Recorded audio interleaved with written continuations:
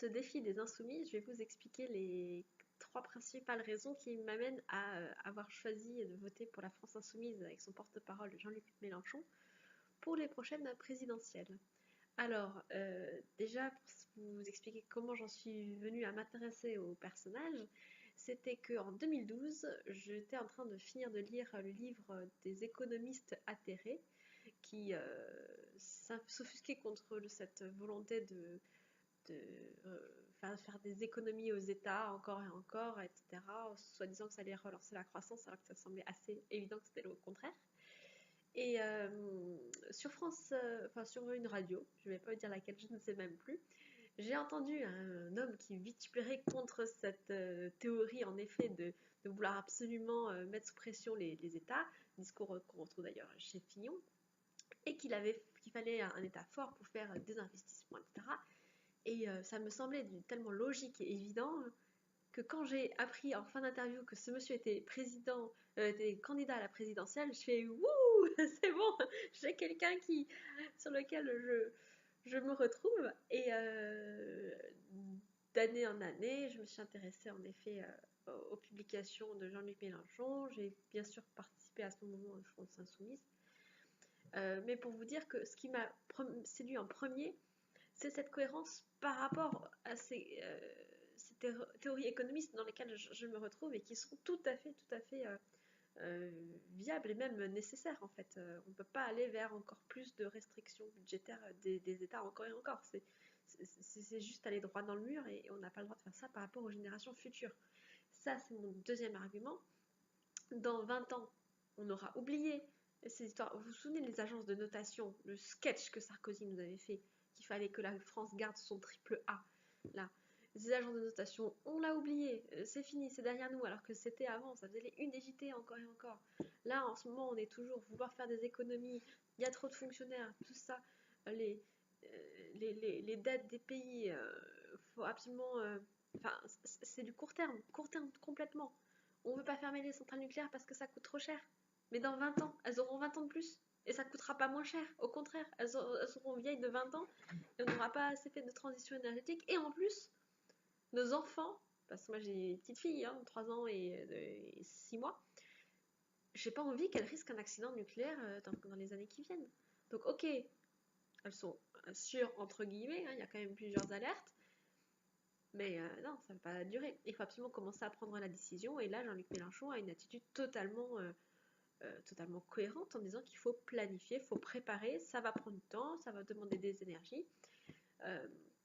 des énergies humaines, du savoir-faire, de la recherche, voilà, qu'on a besoin de tous ces gens qui travaillent là-dedans pour voilà, commencer à comprendre comment les démanteler de façon sécuritaire.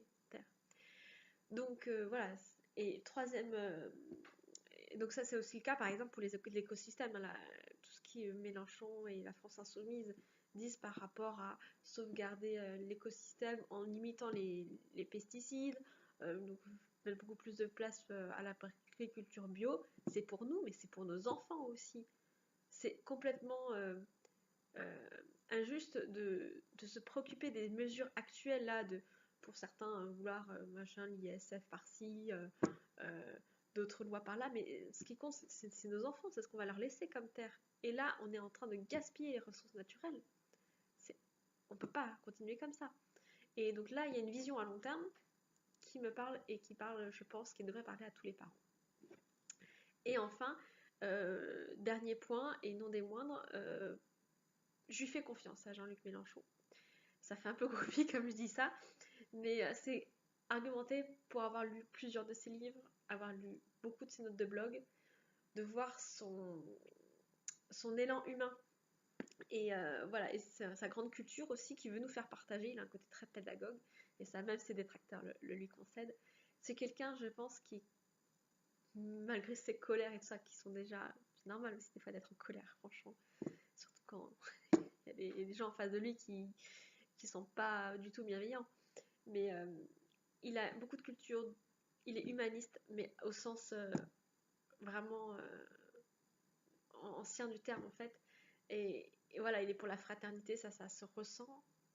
Il y a des choses qui sont pas forcément vendeuses. Le côté, en France, c'est une terre d'accueil. il y a des étrangers, des immigrés qui sont arrivés, bah, on est des humains, on va pas les assassiner comme certains gens du Front National appellent au meurtre. Enfin, c'est un truc de fou. On est quand même des êtres humains, on est tous des êtres humains.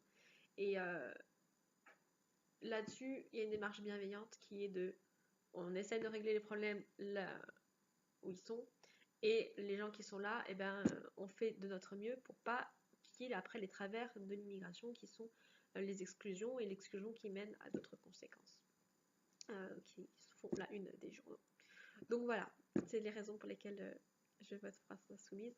Je vous invite à vous renseigner par vous-même, pas croire uniquement ce que les journaux racontent sur Mélenchon, sur ses porte-paroles, sur la France Insoumise. Regardez ses revues de la semaine sur YouTube, ça montre vraiment à quel point il s'intéresse au sujet, il va au fond des choses, et voilà, je pense que c'est une démarche qui plaît à tous ceux qui aiment bien réfléchir et à tous ceux qui sont fraternels.